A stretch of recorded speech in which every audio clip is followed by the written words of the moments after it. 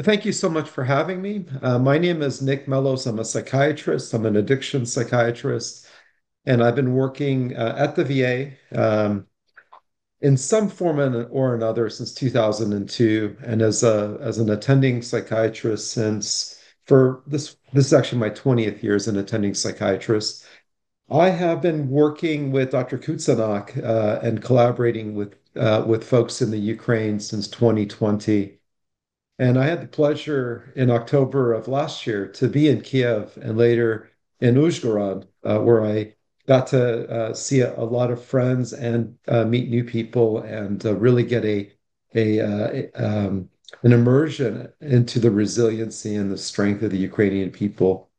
And as Dr. Kutsanak knows, I've been a very strong supporter, and I deeply care about Ukraine, and I really hope that lasting peace materializes very soon. And so one of the things that I've been doing is providing educational opportunities to folks in Ukraine. And I was asked today to talk about alcohol use disorder. Just a little bit about my background. So I have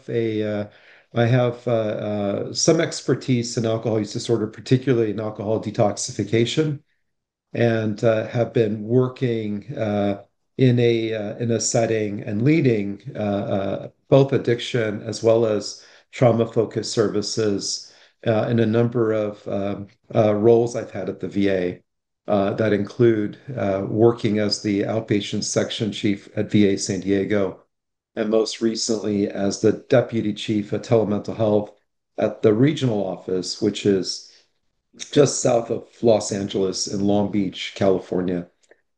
So I'm here to talk about talk about alcohol use disorder in veterans. And my hope was to make this case-based so that we can actually get into discussions, brainstorm, and save my voice from lecturing content, although I'm happy to do that as well. So we can certainly kind of improvise if necessary. So here's the agenda. So I'd like to spend as much time as possible on cases. I'm briefly going to go into epidemiology and broader impact.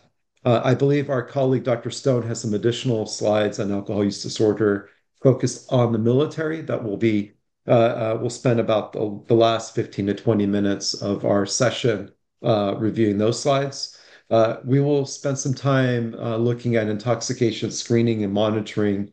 We will look at the drivers of alcohol use disorder, AUD comorbidities, withdrawal and detoxification. Again, that's been an area of expertise and focus for me. Review psychosocial factors, treatment, and return to cases. If I had it my way, we would just look at the cases. You all should have copies of the slides. However, I'd be happy to go through the slides as well. So I hope there are folks that are open to participating in a discussion. And if not, again, we can transition to reviewing the content. So I will, and just for the interpreters, please let me know if I'm going too fast. I have a feeling I'm going a little too fast.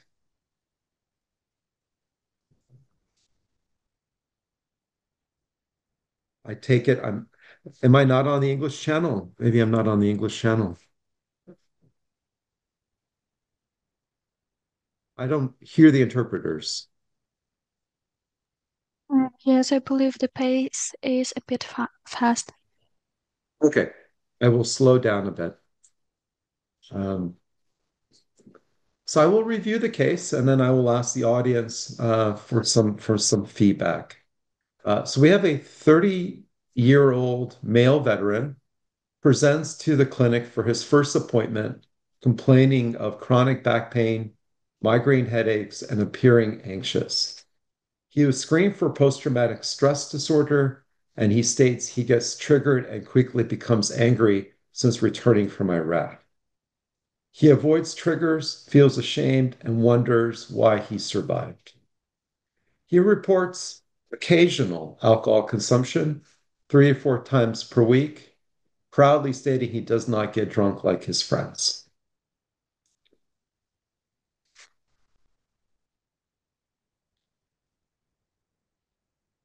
So the questions I have for you all, how would you assess and determine his needs? And I'm going to take notes as people chime in.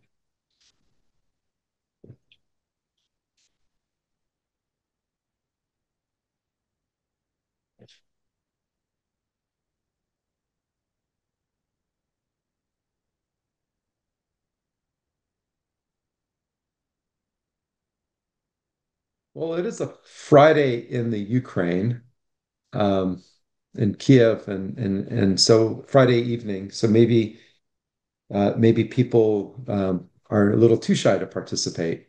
Uh, does anybody want to speak to how you would proceed to further assess this veteran to determine their needs?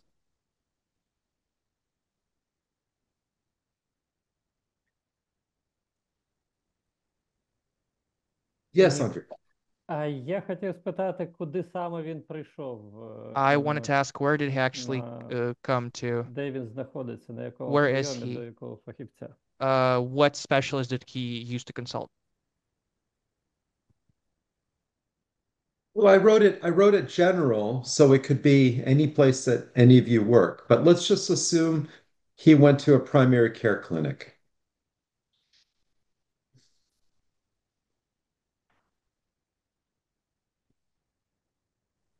Я чому запитав? Тому що в залежності від I того, з asked яким like фахівцем because він it depends спілкується, on той what фахівець і буде, specialist he ну, talked to, умовно and the проводити specialist диференціальний would діагноз be able to conduct і differential diagnosis планувати лікування. Бо and якщо це create the сімейний treatment лікар, plan. Because наприклад, if то він it's a буде general просто, practitioner, там, якщо має навички, проводити and короткі if this інтервенції. doctor has the skills to Або conduct brief ну, interventions, про зловживання алкоголем. І yeah, we're направить talking about the на alcohol use консультацію до disorder, психіатра and would be able to в нашій conduct системі для some того, щоб з'ясувати, consultations наскільки там to psychiatrists in ну, our system in order to understand виражений посттравматичний стресовий розлад, чи потрібно йому the PS, психотерапевтичне the extent of the лікування, PTSD, чи and whether відразу the потрібно person needs some specialized лікування treatment і проявів and посттравматичного стресового розладу, and і we're зловживання talking also алкоголем about як the PTSD and the alcohol use м, disorder.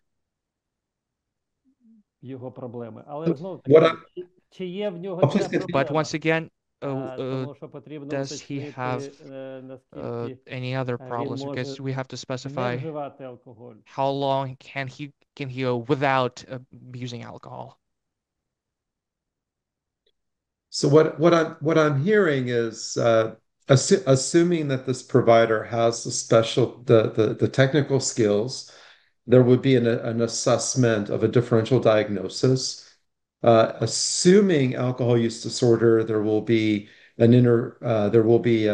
brief intervention, something called SBIRT, screening, brief intervention, and referral to treatment. Uh, there also was a discussion of uh, alcohol frequency, um, and also discussions about the person's co-occurring problems, including post-traumatic stress disorder.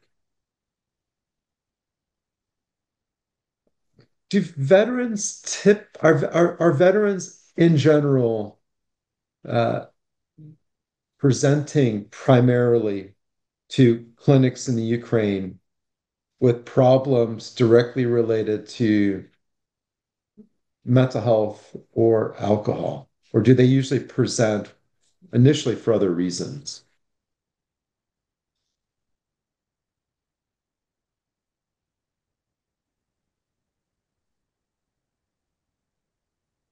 По-різному. Yeah, it's Yeah, different. It's different in each and every one. right. In my experience, most veterans do not initially seek out mental health services and addiction services. They usually seek out other concerns, headaches, migraines, and they typically a little more reserved. Although this is general, I think people are becoming more and more open and willing to primarily seek out care. In general, though, they will present with other concerns. And then it's up to us as providers to have an index of suspicion to engage them and dig a little deeper.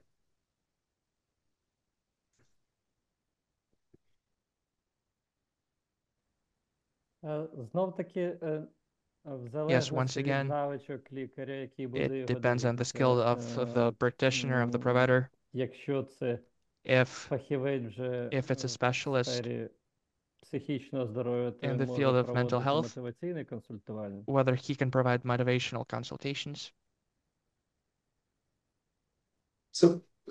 Motivational consultation and the skills regarding motivational interviewing are reserved to the specialists.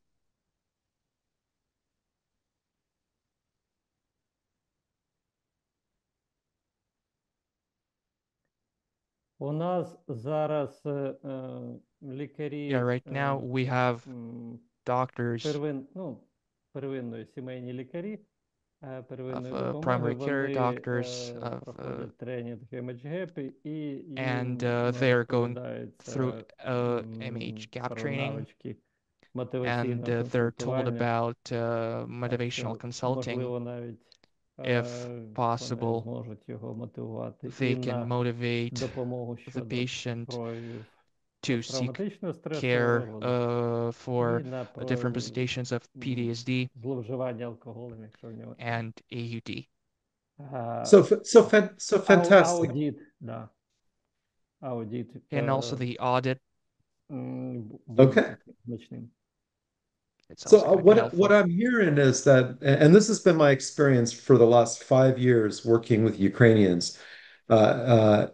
Ukrainians have done a tremendous job working on enhancing their skills, learning.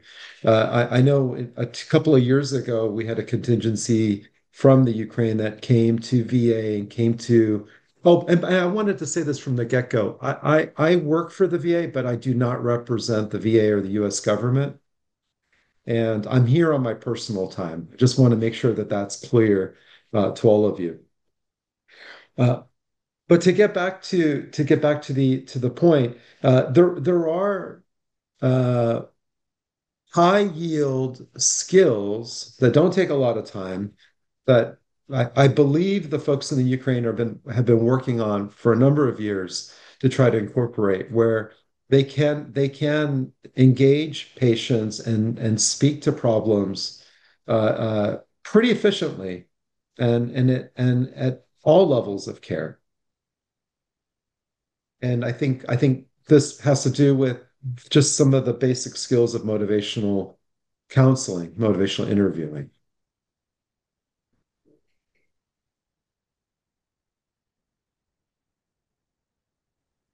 So as you're looking at a case like this, and somebody commented on the physical complaints, uh, which I think is important because what about these physical complaints that the patient presents with?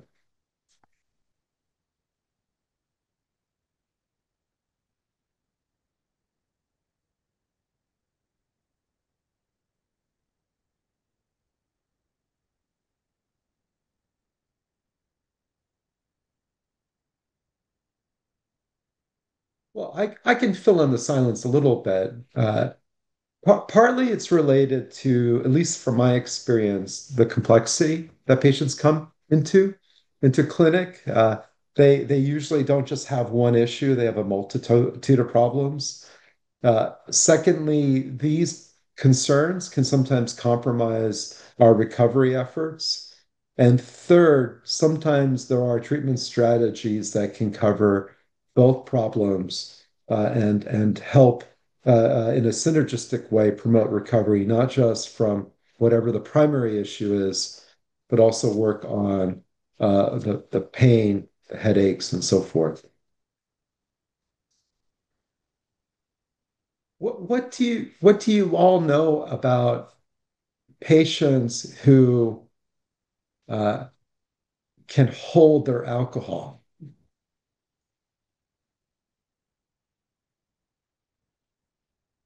Somebody who can drink I drank 5 glasses of wine. I think the last time I did this was actually in Kiev last year, and I have a hard time walking to the hotel.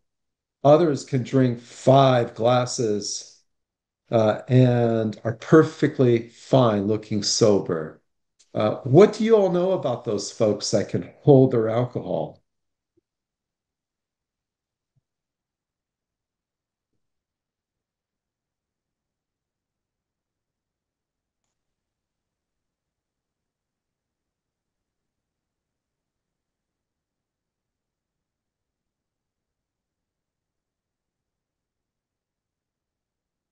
Well, I'll tell you. So one is that Dr. Shuckett at UCSD at the University of California, San Diego, did research on this that people that can sort of uh, not present intoxicated, can kind of hold their alcohol, are actually more likely to have alcohol use disorder and more likely fall into this old type of alcoholics. We used to divide alcoholics in type A and type B. These folks that are sort of that can hold their alcohol. There's some old data that actually suggests they respond not as well to some of the treatments for PTSD. They actually can sometimes find themselves drinking more when they're provided medications we would commonly treat for PTSD. So there's a couple of subtleties in this case that I wanted to just focus in on a little bit. Uh, somebody in the comments wrote, suspect he's not being entirely truthful.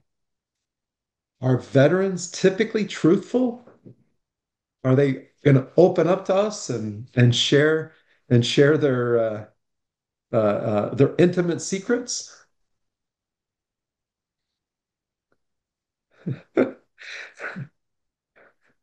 Right. For various reasons, what, right? I mean, you don't want to present weak. It's part of the military culture, I think, as Dr. Stone will tell us later. Uh, there is for various reasons and a lot of secondary learning not to be open and trustworthy, yeah, as well as to try to not be consciously presenting as weak. And so for various reasons, there is a withholding of information. And so I really appreciate the audit C and looking to screen. And I think the other part of it too is to try to look at uh, the amount of alcohol that's consumed. Why is it important to look for the amount of alcohol that is consumed?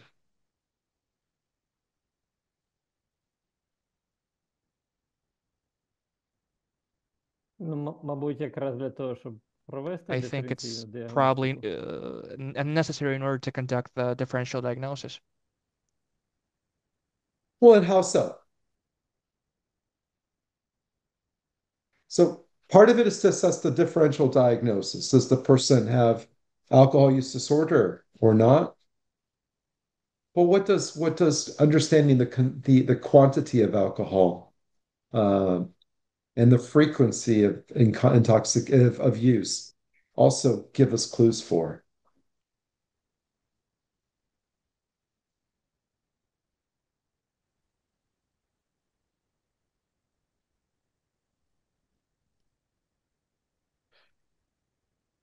What potentially dangerous consequence can happen if we quickly go from assessing somebody's alcohol to, you know, demanding abstinence and referring them to treatment or starting antabuse, disulfiram?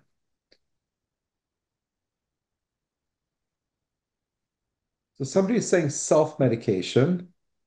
Obviously, that's sometimes goes hand in hand with the kind of the how alcohol provides an effort to try to enhance coping, although it tends to do the opposite. Well, I'm trying to get you guys to read my mind. Withdrawal, alcohol withdrawal.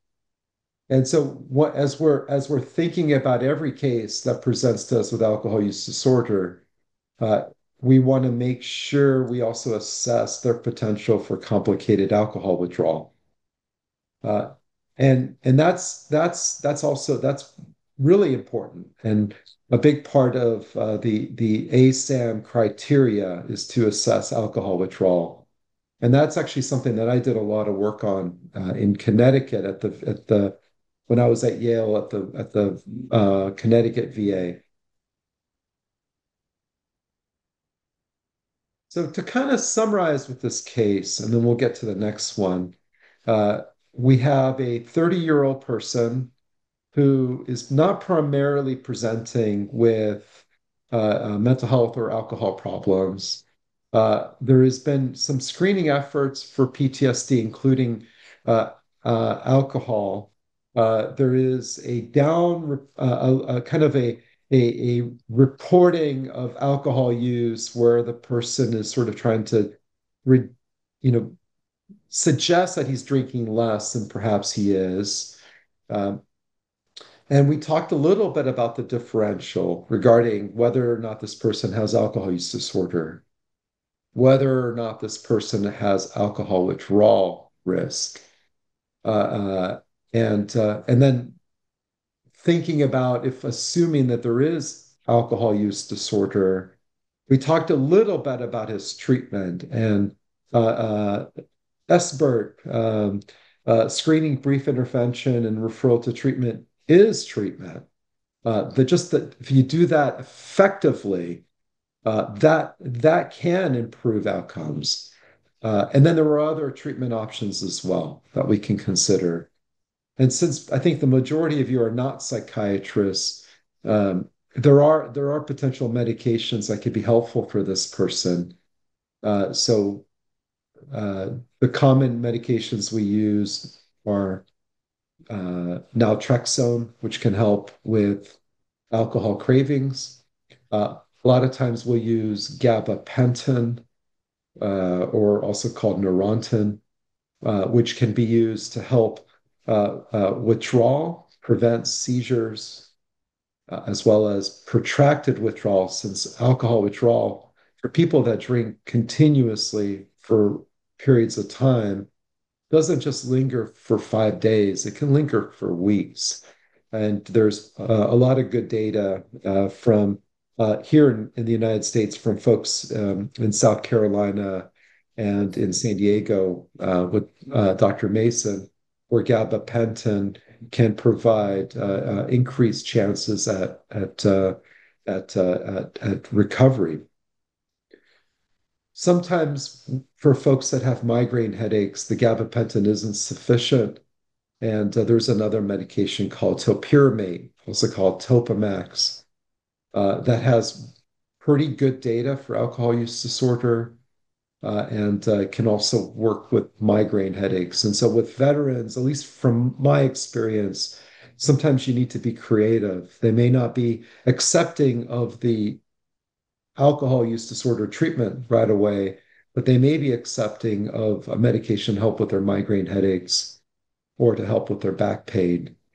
As you get them warmed up into talking about alcohol use disorder, assuming some of them may not be ready to acknowledge and accept. Um, Before we move on to the next case, any thoughts? Nick, what would you want to know more about the social context of the drinking? Well, that's a great question. So there are a lot of factors that drive drinking, right? And so there are people that drink in solitude. And we see that sometimes with folks with alcohol use disorder. There's something called condition place preference, where people with alcohol use find themselves associated with dark, dreary places like a bar and things like that. There's friends and folks around that can normalize drinking, that can make it seem to them like they're drinking like everybody else, that they don't really have a problem.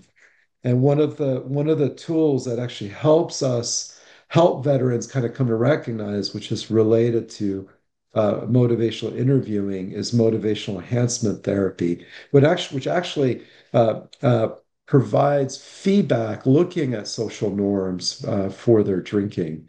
So there's definitely a social context you want to understand, and by also providing feedback that can help a person kind of come to terms with their alcohol. And the social factors can also reinforce why they continue to drink or why they have a certain mindset that suggests that they don't really have an alcohol problem. I don't know, Dr. Martin, if that answers what you were looking for, Yeah, but it's just putting this in the context of the veteran, those people he may be associating with, other veterans. Um, the notion, as you've described, the difference between drinking alone, which might relate to efforts to deal with other stressors or pain issues, versus the social context of being with other veterans, as he's maybe describing here, that again reinforces all of the Iraq experience. yeah, I mean, my experience is exactly it. There's a camaraderie that comes with being in the military, and people will sometimes choose to be around people, and they find themselves kind of engaging in similar coping strategies, excessive drinking and whatnot. And as a big part of the trigger and avoidance, to live alone, drink alone, because that's better than the alternative. That's better than the alternative of being out there snapping, overreacting, being consciously aware of feeling like feelings of failure and so forth.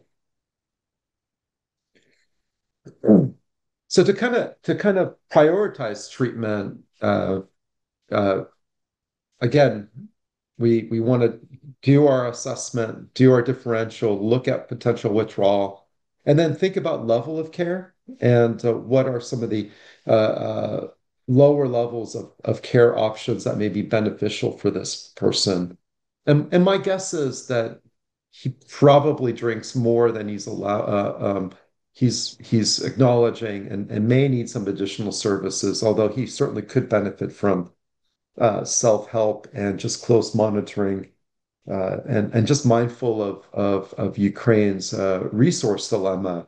That may be the best approach for somebody like him. Any other comments or questions about this case? Somebody in the chat box wrote something in Ukrainian, and I can't Е, understand. Так, Is that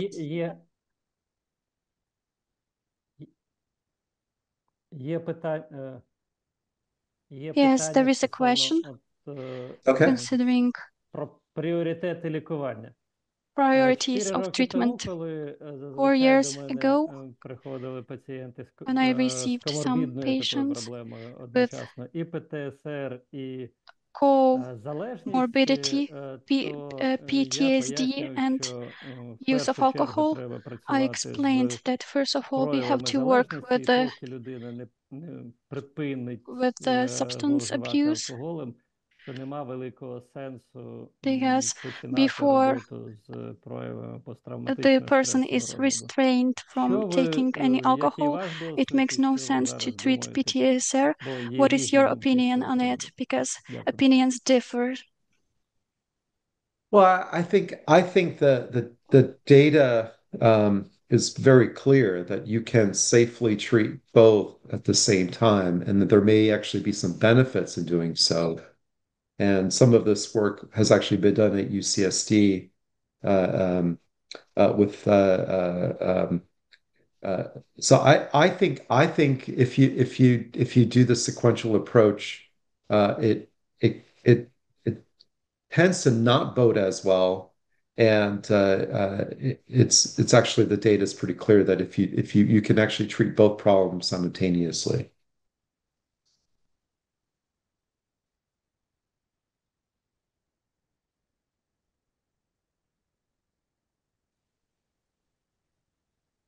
So let's move on to the next case, if I get my mouse to work. And then just what level of care? Well, I kind of spilled the beans on this. I kind of told you all.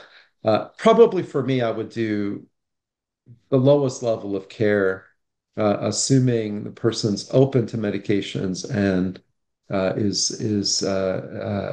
is willing to engage in self-help, assuming that my motivational interviewing and expert strategies paid off. We probably can be okay with a lower level of care. Um, so I want to just quickly touch on the next case, which is a 30-year-old female veteran presents to the clinic complaining of abdominal pain and anxiety. She acknowledges, again, occasional alcohol consumption. She is really trying to downplay how much she drinks. Although she does state that she drinks 3 to 4 times per week, mainly when she's out with friends. In addition to appearing anxious, she appears shaky and she weighs 110 pounds. So how would you assess and determine her needs?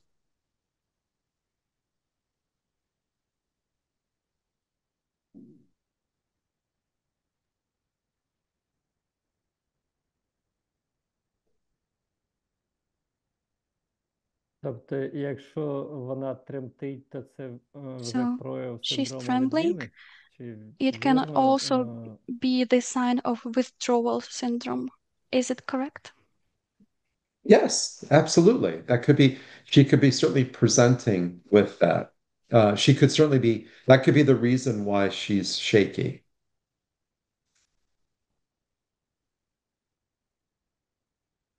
І тут гіпотетично, що це за низька And вага, hypothetically, можливо, her вона weight дуже is невеличкого too low. зросту, але зазвичай Maybe is 49 she is кілограм not це that замало. tall, but Тобто, можливо, such weight is в результаті зловживання алкоголем too вона мало little. їсть. Maybe it is a result of alcohol consumption that she doesn't eat well.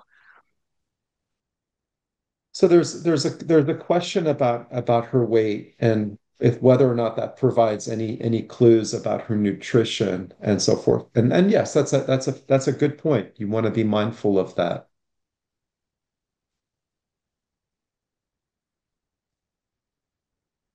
І знов-таки скарги на біль можуть бути And пов'язані also the з complaints about зловживанням pain алкоголем. can also be І connected to alcohol consumption. гіпотези Also, від гастриту до And кровотечі gastritis, internal yeah, bleedings, hypothesis. пищевода, okay. стравоходу. But she's only They 30 years old. Why would you be worried about that?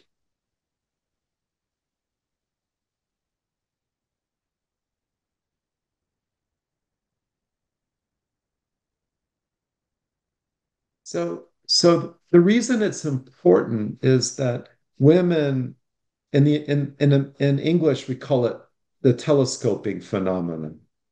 So women who drink develop chronic illness faster than men, and approximately 10 years earlier than a male counterpart. So they develop liver disease earlier. They develop inflammation of the stomach earlier. They can develop cirrhosis of the liver earlier. Uh, and they tend to have a much more complicated course. And they can fool us because they will not look sick or ill. And so when we see women that present at it drinking, they may actually be sicker than they look. And we call that the telescoping phenomenon. And it's really important in non-medical settings to be mindful of that. Because again, to a non-medically trained person, okay, they're just a young person seeking care. But they can fool us, and that's called the telescoping phenomenon. The other challenge with younger women is what are they also prone to becoming?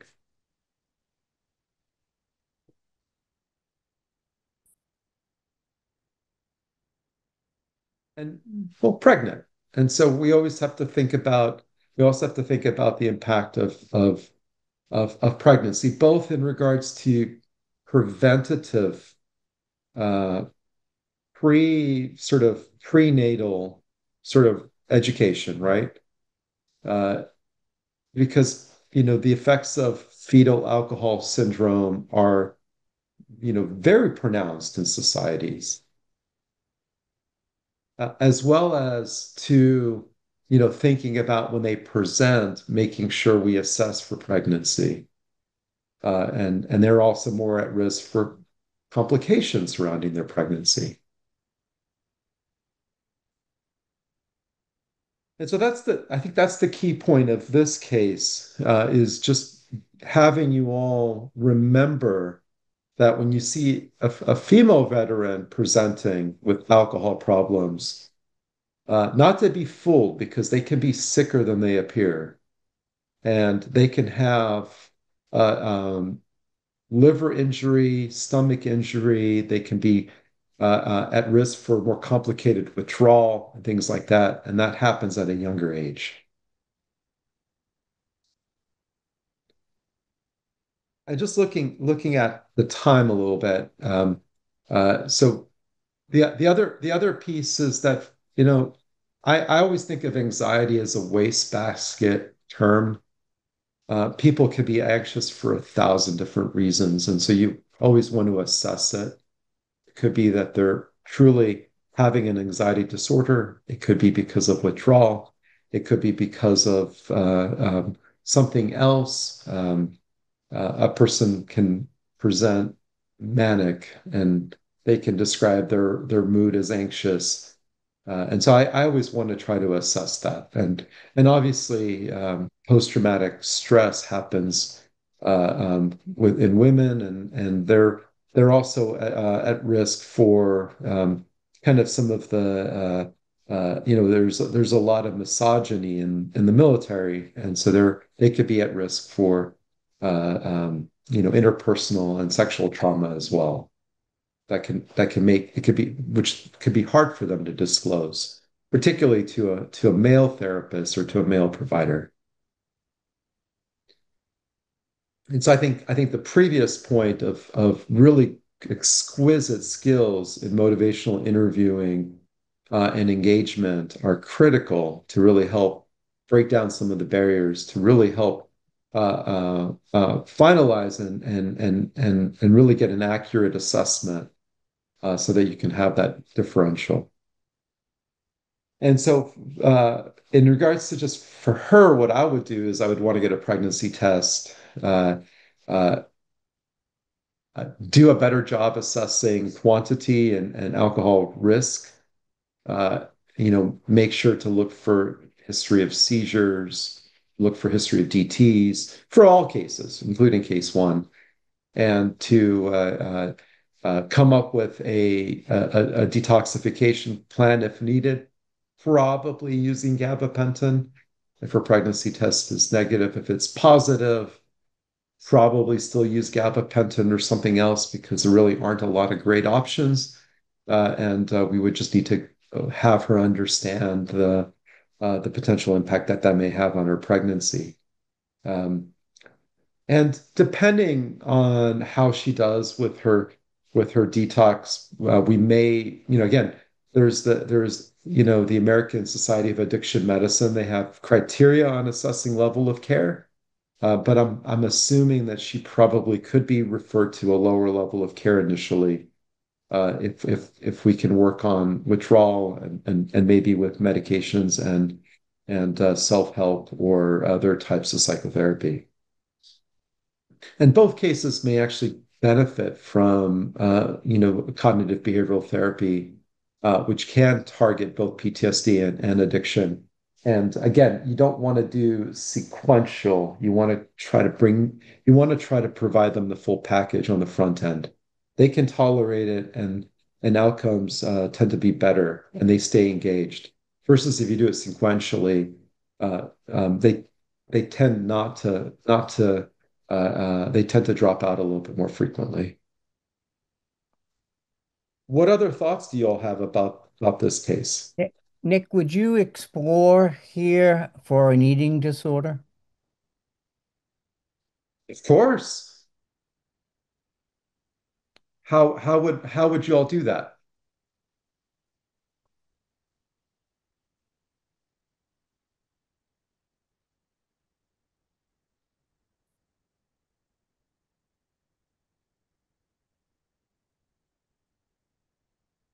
And I would say that I screen for eating disorders for all my veterans. There is a lot of pressure to maintain weight, and there's a lot of shame and a lot of guilt for folks that can't maintain weight.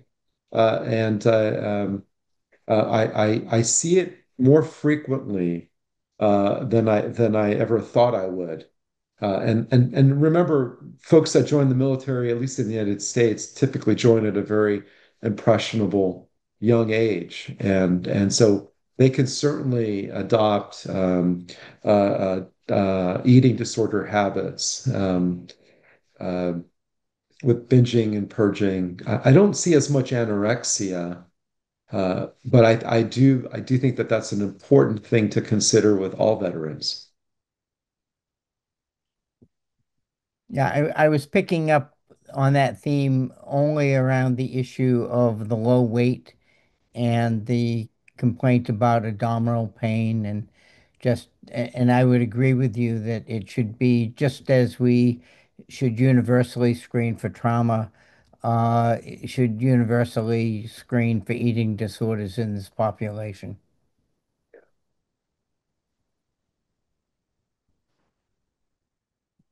А Нік, ще таке питання, якщо у And Nick, цієї one more question, клієнтки Nick. And if those people виразкова хвороба і ризик have liver перитоніту, то де б disease, вона лікувалася, в якому where would they закладі be treated? In Сполучених what Штатів? type of establishment?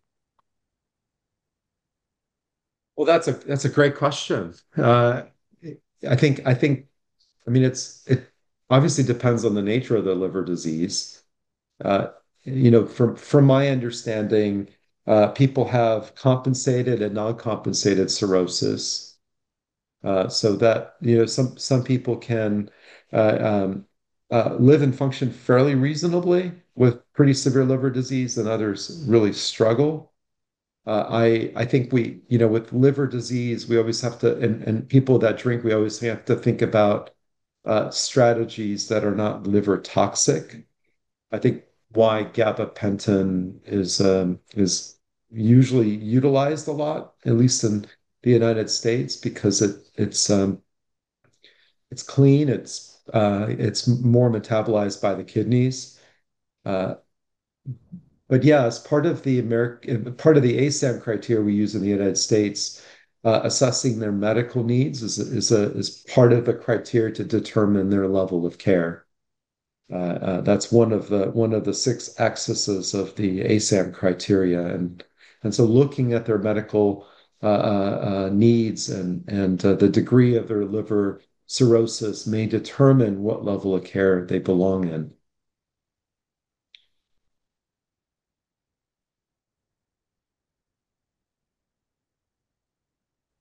І я ще And думав про виразкову and I also хворобу, thought що може бути about пропадна язва шлунку, наприклад, stomach disease тоді that we might have some вона more complicated потребує diseases досить інтенсивної допомоги, і which при might цьому є need проблеми з more intensive алкоголем. help. Absolutely. Absolutely. People that drink are at risk for pancreatitis. People that drink are at risk for a lot of potentially serious complications. And that uh, is part of the workup and effort that we try to do when we evaluate these folks. We really want to think broadly. And the other complicating factor is even symptoms like tremor and anxiety. they're non-specific. A person with an infection can look tremulous and can look like they're sweating. Um, they can have elevated heart rate too when they're starting to develop something called sepsis. So yes, we want to think broadly, in addition to using really exquisite interviewing and engagement skills. We want to also think with a broad differential, and remember not to get fooled with a younger looking, particularly younger looking female, because they can be medically very sick at a younger age. All right, I'm going to go to case three. We have maybe 10 minutes.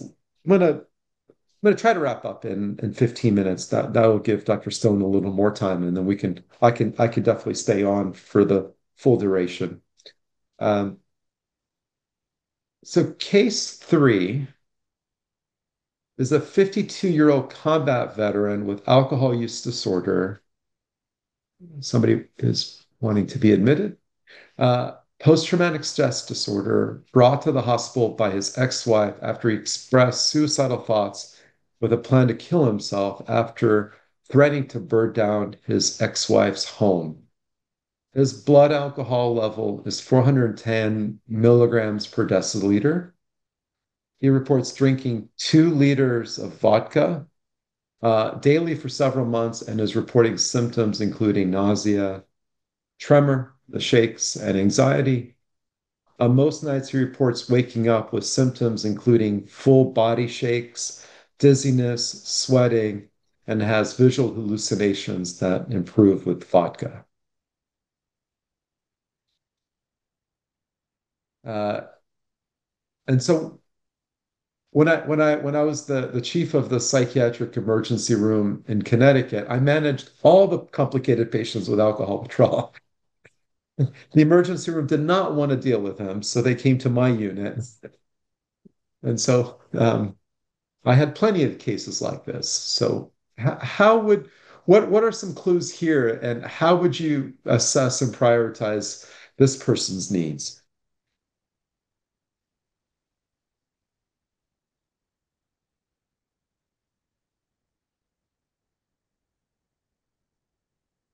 У нас зазвичай госпіталізують таких Yeah, for пацієнтів us, в we usually hospitalize such patients, спеціалізовані заклади and we охорони get those здоров'я. patients sent to specialized Те, institutions. що у нас називають наркологічні диспансери We call them в гострі narcological відділення. dispensers and emergency departments. They're called what? I didn't understand that. Say that again. А, Ну, раніше це називалось Yeah, наркологічна before we лікарня, used to call them наркологічний narcological диспансер. hospitals, narcological dispensers. Addictology hospital. Okay. I've never heard of that term, narcological. Um, I always love learning different things. Uh, right. So this obviously speaks to somebody that has blatant, complicated alcohol withdrawal, and the prioritization obviously is to safely manage their alcohol withdrawal. How would we? I don't know, and maybe this question's out of the scope for most people in the audience. Uh, how would you go about assessing and managing something like this?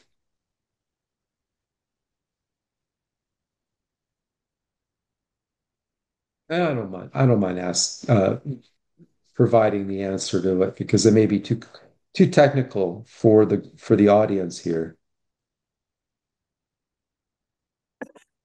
Якщо в нього є прояви алкогольного делірію, то його можна If we have госпіталізувати навіть без DTs, його we should згоди. immediately hospitalize the person.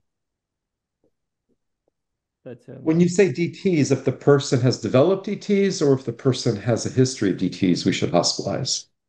And DT stand for delirium tremens.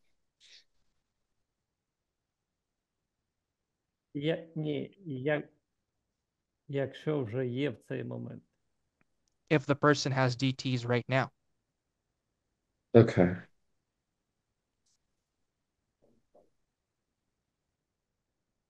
So if they currently have DTs, we would hospitalize. If they didn't, if they had a history of DTs and they presented like this, but were not presently assessed to have delirium tremens, we would consider not hospitalizing them.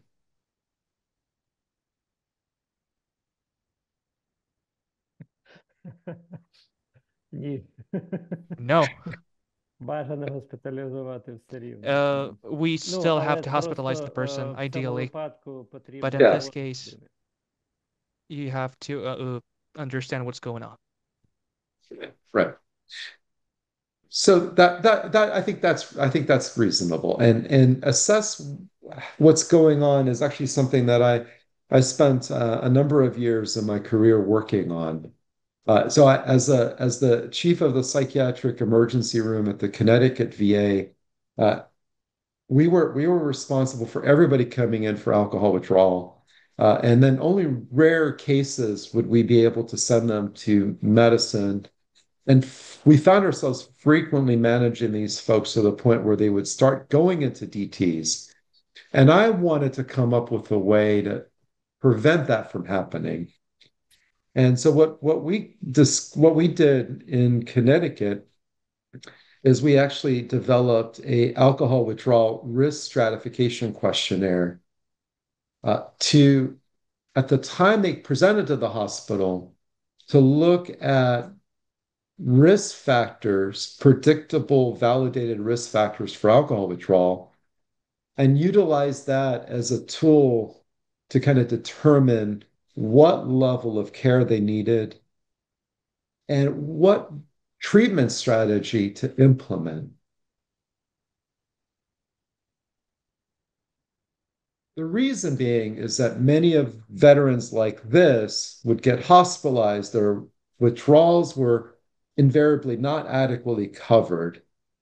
They would get worse, go into delirium, and then we would be just fighting to try to address delirium. And you know what the textbooks are great at saying is delirium starts at 3 to 5 days. They don't really talk about the fact that it can take weeks for a DTs to resolve.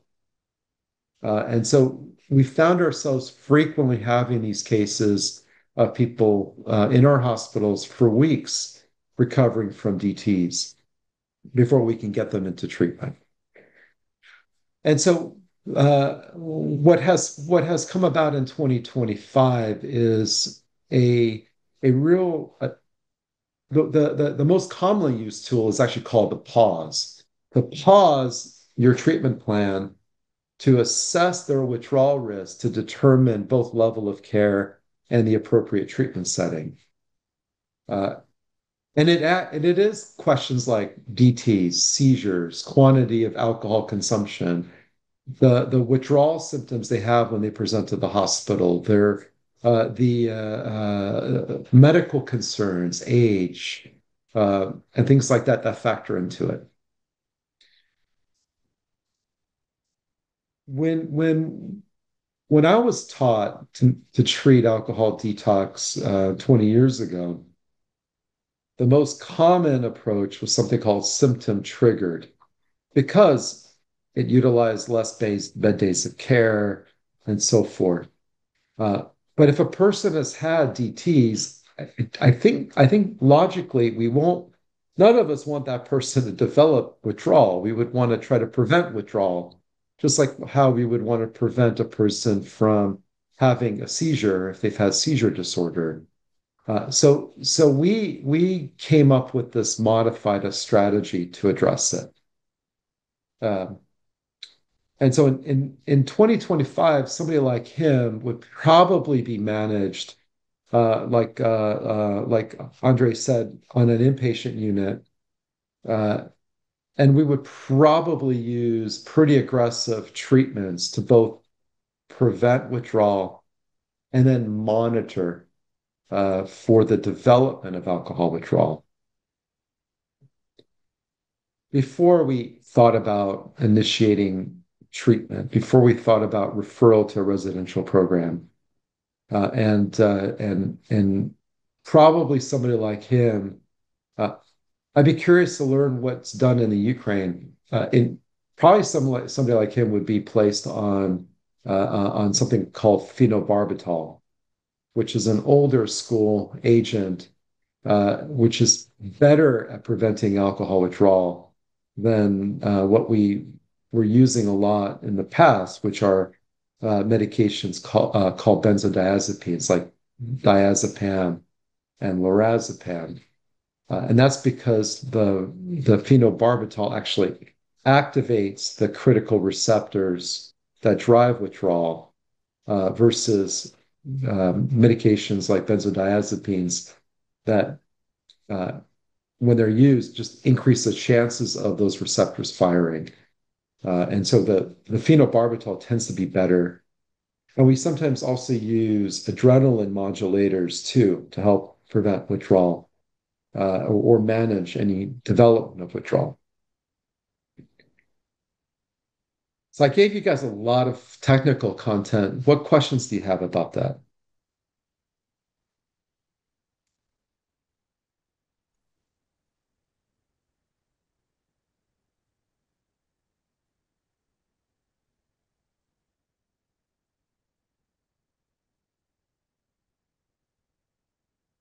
So maybe just please. Е, Якщо ну, тут описаний пацієнт з So here we have a суїцидальними patient намірами, with suicidal intents and suicidal там, thoughts, with але з великим рівнем алкоголю в but крові with high і BAL з галюцинаціями. Якщо в and with нього нема hallucinations. делірія, What if і they він не don't have хоче deliriums or DTs госпіталізуватися, and they як do not би want to be hospitalized? вашому What вашій in клініці your би в цьому випадку what поступили? would be done in your hospital? Well, I would for sure place this person on an involuntary hold. In California, we have something called the 5150, which allows us 72 hours to involuntarily detain a person to conduct assessments and reassessments. Uh, I think it gets kind of tricky sometimes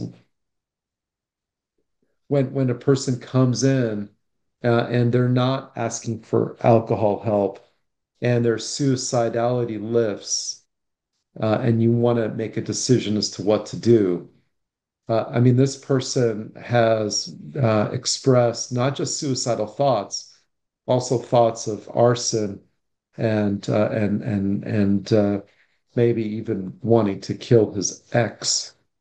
And so there's a lot of things in this case that suggest a involuntary hold would be necessary, and which is why it's important, because if you're going to involuntarily hospitalize somebody, you damn better manage their alcohol withdrawal with exquisite skill, because it's not like they can leave and go and drink. We're truly captive. And so that's the reason why I placed kind of this suicidality mental health piece in this. Because if you are going to detain this person, which I think this case ought to be detained, and be curious to hear what the laws are in the Ukraine, uh, you really want to make sure if you're going to detain them that you don't just monitor their withdrawal, but that you are treating it aggressively, in addition to reassessing their mental health needs after a period of time as well.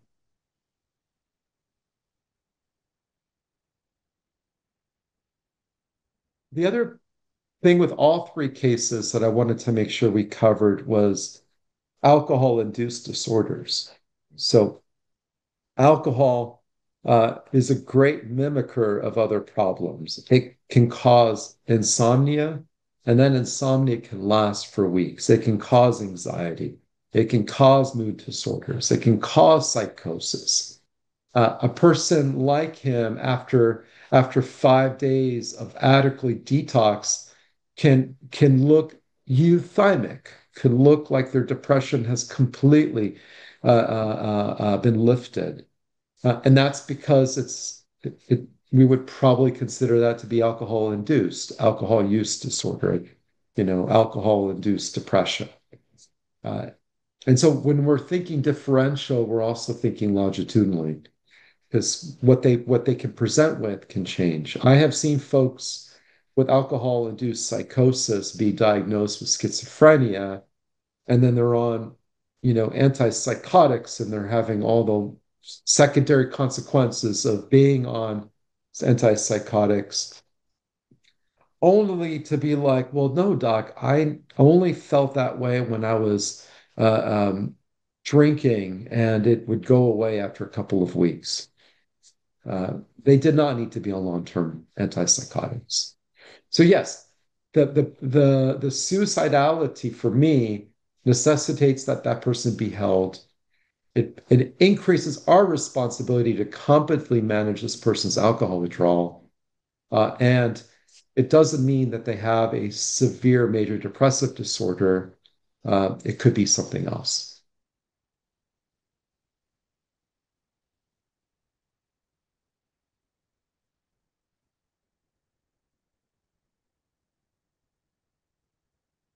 I want to be mindful of Dr. Stone and to give him time.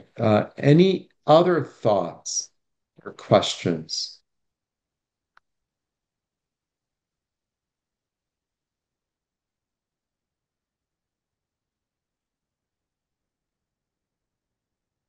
Well, my slides are included. You're welcome to reach out to me if you have any follow-up questions. And it's really been a pleasure to be invited to speak to you all. And I care deeply about Ukraine, and I really hope for peace. And I can't wait to come back and visit beautiful Kiev again. I was there exactly 1 year ago with Dr. Kutsanak, and I really love going to Ukraine, and I can't wait for peace. I will stay. Thank I will stay off. I will stay in logged in if people have questions for me. Fred, go ahead and switch your slides and go ahead and begin.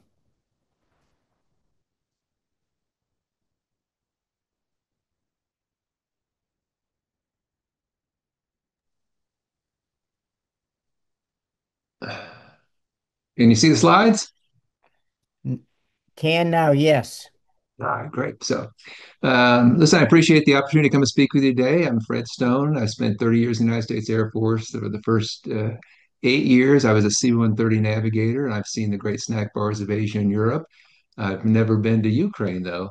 And I had kind of an existential issue, and I changed my career to become a social worker, and I spent the last 20 years of my Air Force career as a clinical social worker. So, what I'm going to talk about today is alcohol abuse, and I'm really going to focus on the U.S. and alcohol abuse.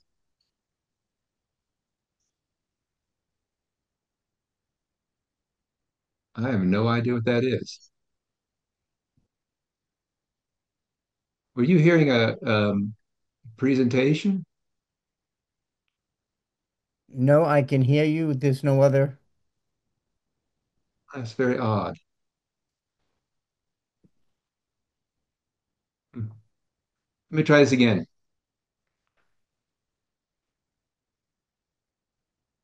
You can see this? Yes.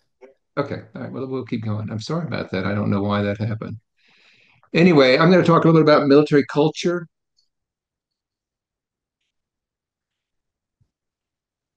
Wow. I don't know why it does that. Give me one more second. I got one more idea here.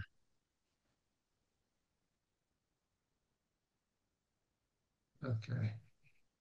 All right. Let me try one more time. All right. Okay. So anyway, make a long story short, I'm going to talk a little bit about military culture and how it supports alcohol use, and I would even say abuse.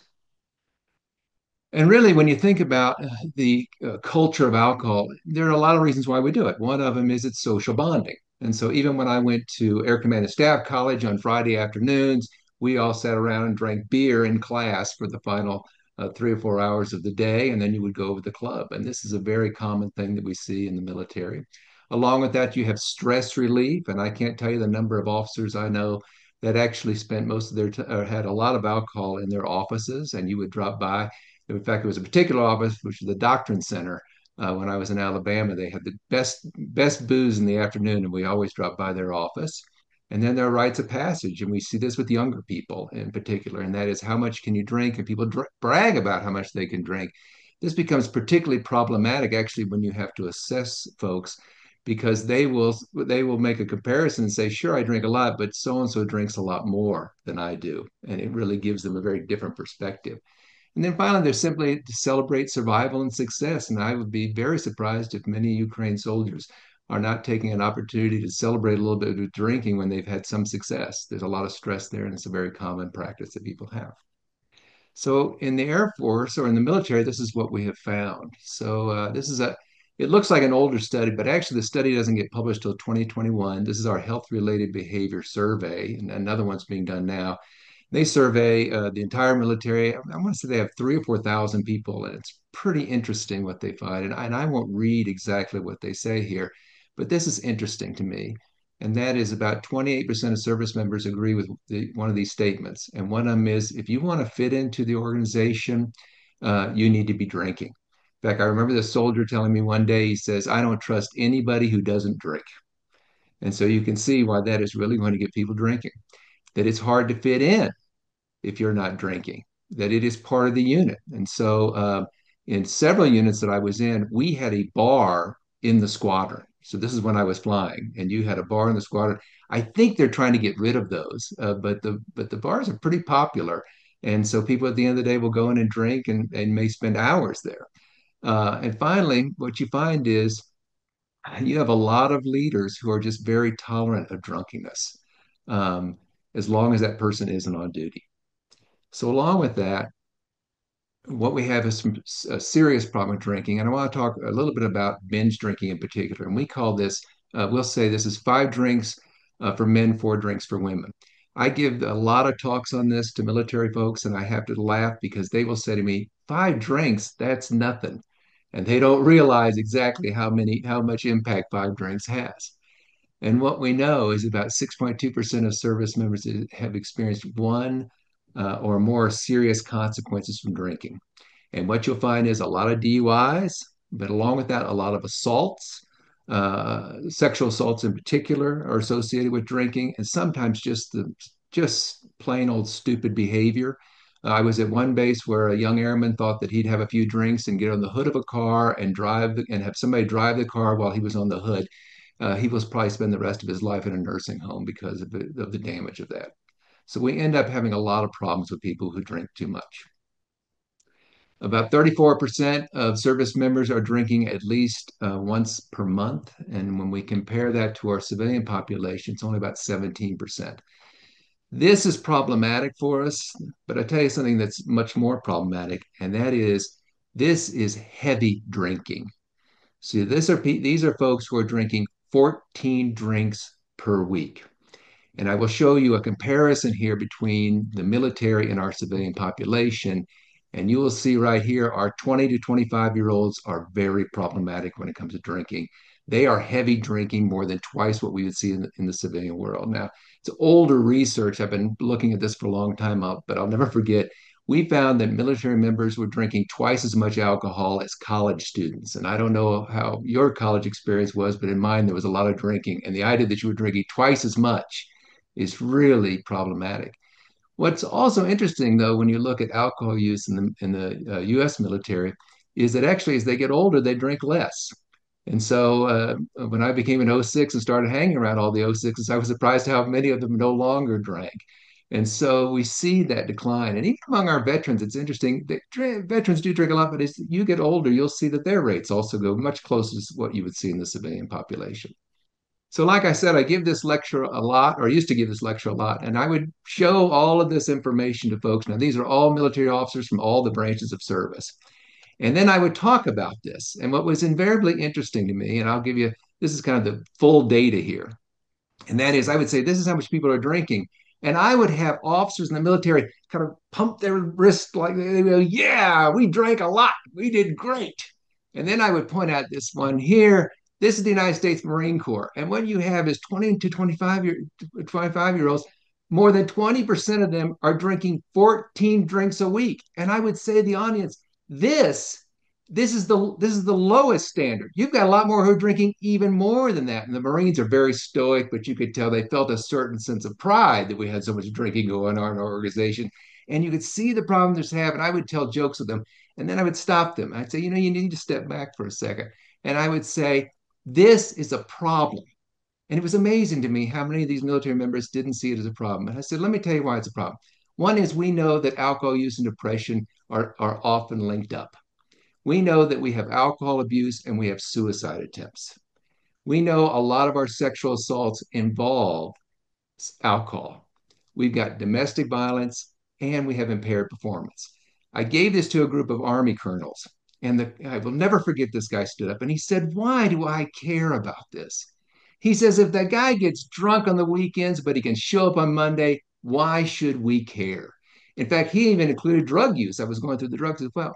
And I said, well, Colonel, I don't know how the Army operates, but the United States Air Force, we like those planes to fly on a regular basis, and we don't like the people working on our planes to be intoxicated. Maybe different in the Army. I'm not one to judge, but we think that it's very important that you are not impaired in your performance, that this has serious long-term consequences.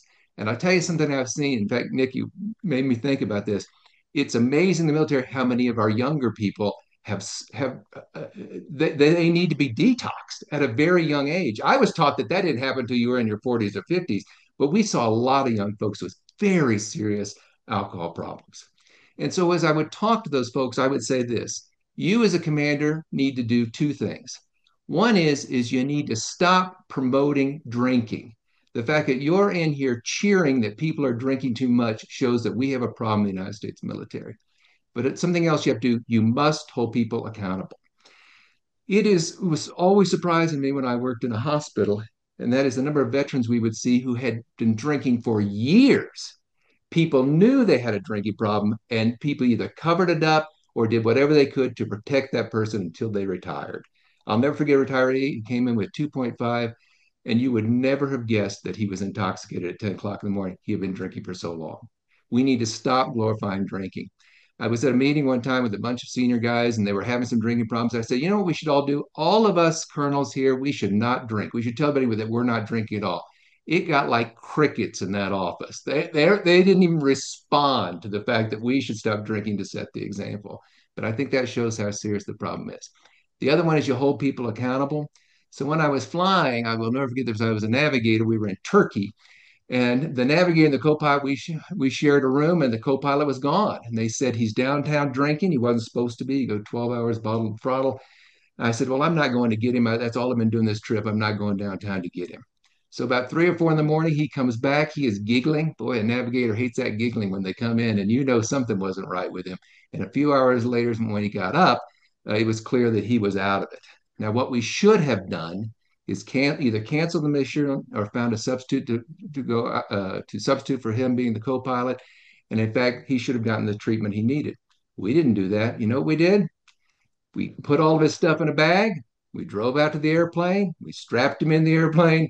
The pilot and I went off. We planned the mission, and we flew all day with him intoxicated. That is not that uncommon, where we cover up the drinking of others, and this ends up causing some serious problems. So let me talk to you a little bit then about what we're doing about it. The United States military, we love a lot of education. I swear the United States Air Force, I tell you, we use so many PowerPoint slides. If PowerPoint ruled the world, we would be in charge, because we like to have people sit down in chairs and tell them about what they should not doing. I hope none of you who are professionals ever think that education ever changed much. You know, it's interesting, but it rarely changes behavior. It takes so much more than PowerPoint slides and telling people to stop. Uh, We have focused on providing more assessments of substance abuse during medical appointments. But as I alluded before, it is military members are just going to minimize how much they drink and what they're going to say to their provider. This requires really good skills and really getting to know your patient. So I taught in a family practice uh, hospital for or clinic. It was a residency program for a couple of years, and we talked a lot about how do you assess people and get to know them. And it's difficult, but it's certainly asking the questions should be one of our priorities. We use the audit tests. Uh, I'm okay with the audit test. I have to laugh a little bit. We had some research done. They did the audit. They found out we had serious drinking problems, and the military came back and says, "Well, we think that's too sensitive. We don't. We think that's too sensitive, and it's not that it's correct. It's not a good. The one that I always use though is simple case, and that was I think you get to connect with your clients. I think there are ways that you really can kind of bring down those barriers a little bit as you have that conversation, and very casually, I would just simply ask them, "Is it have you ever tried to cut down? Have you ever been annoyed because somebody said that to you? Do you feel guilty? Do you have to drink in the morning?" And this isn't the way to diagnose or will give you the clinical diagnosis, but it tells you a lot if a person starts to recognize they have a drinking problem and if they've got to drink just to get by in the morning. Along with that, there are lots of different interventions. There's behavioral treatments and group support, which can be very helpful. What we would do in the military is people could self-identify. And if you came in and said, I've got a drinking problem, or in fact, if you have a drug problem, we would take you in. They wouldn't prosecute those people. We would often get them help, not always, and let that person get out. This didn't happen very often, but I did see a few cases. What you might find interesting for just mental health treatment in general, what we found among veterans and military members is the most common reason why they come in. It is not because they figured out they had a problem. It is because a spouse or loved one says, you either get help or I'm going to leave, or you have coworkers who say you've got a real problem, particularly when it comes to anger. This is why people usually come in. So what we mostly see in the military is referrals based on behaviors. So you'll get DUIs, you'll get people who are intoxicated, and they will come by and see us. And so during one of my jobs on Tuesdays and Thursdays, everybody who had fall in this category, I would do an assessment of them, and they'd sit down with me for an hour and tell me every little story that told me that saying that they really didn't have a problem, and you have to work up certain skills. I can still remember the number of people. One guy who denied everything, and then that night he attempted suicide. Something a lesson I learned about I need to really pay a lot more attention to what clients are saying. The military got rid of most of its hospitals, and so we don't have as many left. But we do have these centers, and so we do some residential treatment programs. You can use your TRICARE, which is our insurance that we use for the military, or mostly for families. In fact, I'm on TRICARE. But some of those folks are, in fact, seeing people for in residence. And then Brooke and Eisenhower Medical Centers also are doing inpatient stuff. I don't see as much inpatient as we used to. We used to do a lot of that stuff. We're doing a lot more outpatient stuff now, probably because it costs so much more. But it has its own issues. Certainly, you have to detox a lot of people before you start putting them into treatment, though. Mostly what we do are outpatient services. This is I don't know why this always sticks to me. I was in Japan. We had a guy who had a serious drinking problem, and we didn't have the services when I was in Japan. So we sent him to Hawaii for 2 weeks to do outpatient therapy. Now, you can probably guess how his 2 weeks in Hawaii were. They were great for him because he would go to class all day and then he would drink all night for those 2 weeks. And we finally sat down and said, it's a really bad idea to send alcoholics for outpatient services to Hawaii. And so ultimately made a different compact, I think, with the Navy. We think group therapies work pretty well. In fact, I'm not even sure therapy is the right word. It's really group support is pretty helpful, and we would do a lot of that, and we'd have people come visit us. We would do some individual therapies. I think it depends on the client. I'm always worried about comorbid conditions. But if I got somebody who just wants to do one-on-one for their alcohol, I'm a little hesitant to do that. Maybe it's my training, but I think groups can be much more effective than that individual. And I often wonder why that person wants individual and is afraid to kind of openly talk about it. One of my favorite ones is we had a case where a guy got in trouble. I can't remember exactly what he did. And so we had to talk to a very unpleasant two-star general. And he said to us, well, why didn't we order him not to drink? And it was all I could do is say to him, well, General, we could do that. In fact, I've ordered my folks who are depressed, you will not be depressed anymore. I mean, you can think about how ridiculous that is. And the sad part for this general was that he didn't realize that remissions are very common and that if we tell them they cannot drink, it only adds to the problem. It doesn't help people with their problem. And then there are some folks that we would send them through treatment. And if they don't get better after 3 or 4 months, we're going to take them out of the service. What you should know, though, is your service members are going to be reluctant to admit alcohol abuse. Why? Well, I misspelled career. There are career concerns that folks have, and that is they recognize, particularly if you have a top secret security clearance, it can be a problem. My dissertation was on why people don't go to mental health in the military, and I'll never forget this comment I got back from this guy. He said, I had this pilot, and he was drinking too much. I sent him over, and next thing you know, he couldn't fly anymore. Actually, this many years ago, it was so severe that in fact he probably didn't fly at least for a year. That was the pretty standard. But the comment from the commander was that it was our fault and he will never send anyone over to mental health anymore because this guy would be taken out. So what he was essentially saying is, I would rather have an alcoholic flying my airplane than to have him go over and get help. And that is that type of attitude that people are going to be reluctant to get help because it affects their career. As Nick talked about, there's a lot of guilt and shame related to it. And then, there's simply denial. And I can't tell you the number of times that people will say, I don't have a drinking problems, and they will compare that to somebody else in their unit who drinks a lot more than they do. Or my favorite story is because I'm so much bigger than other people, I can drink and drive and it really doesn't impact me like it does others. I told him, good luck with the trooper when you're telling him the story that you, in fact, are okay with drinking too much. But this is really what people live with so often. It becomes very difficult for us. So, how effective are alcohol prevention treatments? Well, Nick, in fact, you kind of brought this up. You have a lot of comorbid conditions. You got PTSD and the substance abuse problems. Those are very difficult clients to help. I mean, really difficult. And in the old days, we used to, if you sent them over to the folks for the alcohol abuse, they'd say you got to quit drinking before you can work on your PTSD. Well, it just doesn't work that way, and it's so much more complicated. I think these are difficult conditions to work. I think it's difficult to determine whether or not we're really helping people because what you have is a lot of people quit on their own, and you're going to have a pretty good amount of people that you're not really sure that they're telling you the truth because so many of them will hide their abuse. And also, most people quit drinking on their own. All those colonels I talked about who were drinking, they quit drinking on their own, often because of a number of factors. I had a F-16 fighter pilot, older at this point, and he had a drinking problem, stayed out, and he came home one night, and his wife said to him, he said, either you're going to quit drinking or I'm going to leave. And he never drank again. He was still obnoxious and would throw bread we'd have meetings, we'd throw bread at each other. So he still had some growing up to do.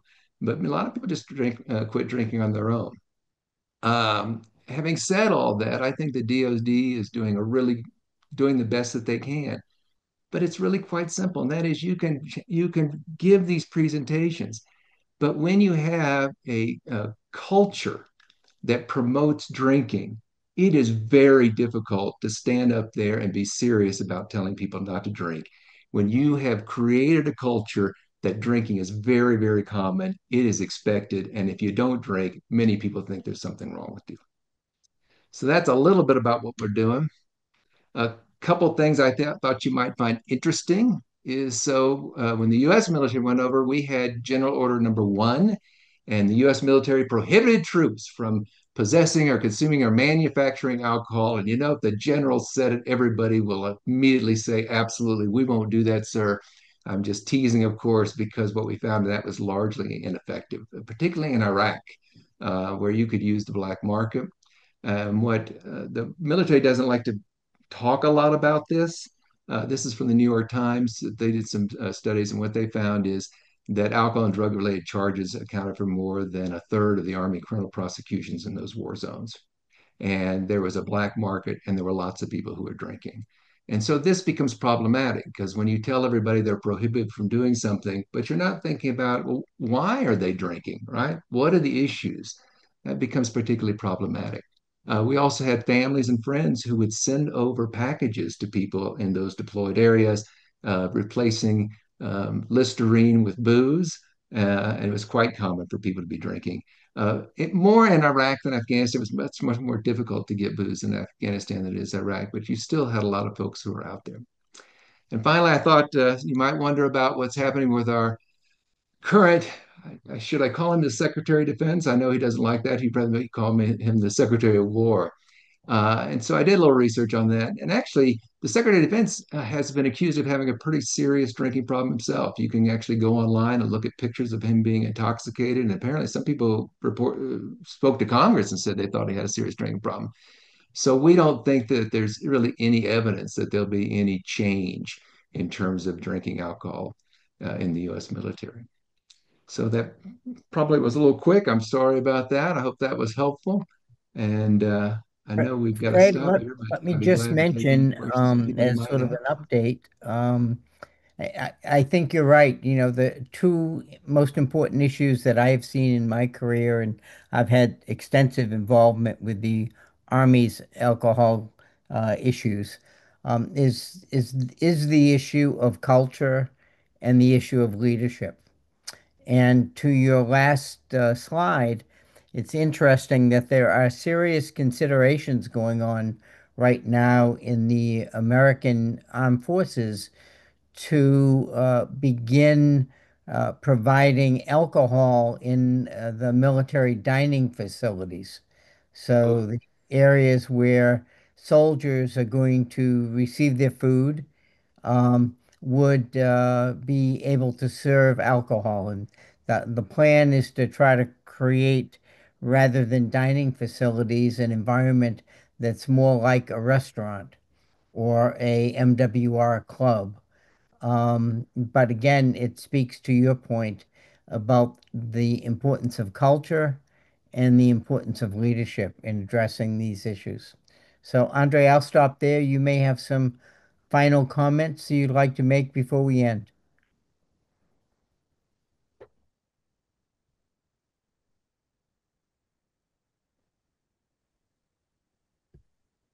Andre, is there anything that you would like to add before we close today?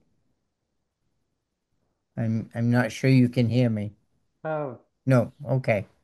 так, я добре чую. Я Yes, I can hear you well.